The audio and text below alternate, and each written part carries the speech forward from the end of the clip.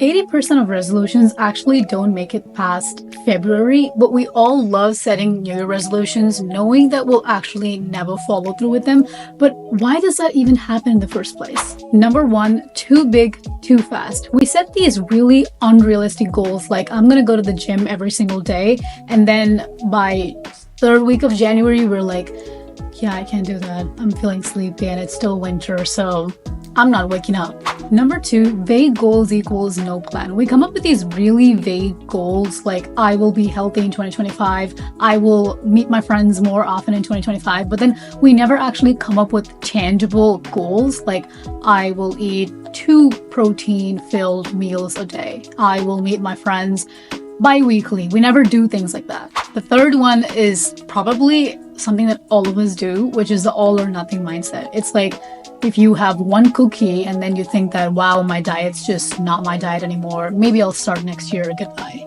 But the good news is when you structure your resolutions like this, they don't necessarily have to fail. It's just about reframing how we think about these goals. So first, focus on systems, not goals.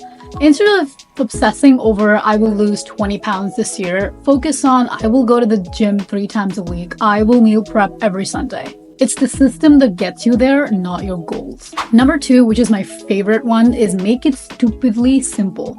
For example, instead of saying that I will wake up at 4 a.m. and then go to the gym at 4:10 a.m. and then I will do stretches from 4:10 to 4:15, make it stupidly simple, such as I will wake up and do 2 stretches sitting on my bed.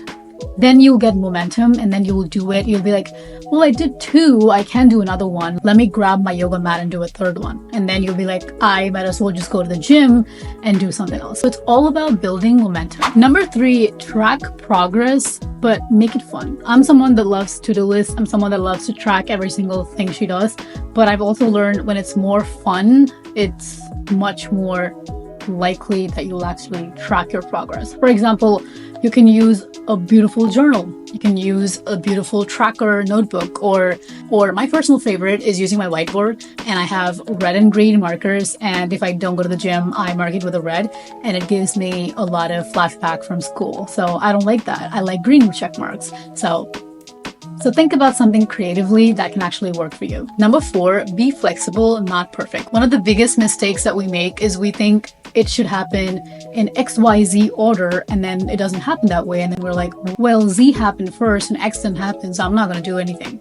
This used to be me for so long, but recently, for example, I started a series on Instagram saying how I got my shit together, and I felt sick and I couldn't continue the series. But then I was like, I'm not going to give up. I'm actually going to go back to it because I wanted to share a message through that series, and that's exactly what I have to do, regardless of whether I did it continuously or not. Just because you missed one day or a couple of days does not mean you're ruining progress. Life is all about bouncing back quickly instead of spiraling. I honestly wanted to make this video very short intentionally because I think resolutions are about coming up with intentional habits and being flexible and understanding that you're just a human and you don't have to just because the clock turns from 11:59 to 12 that you have to become a completely different human.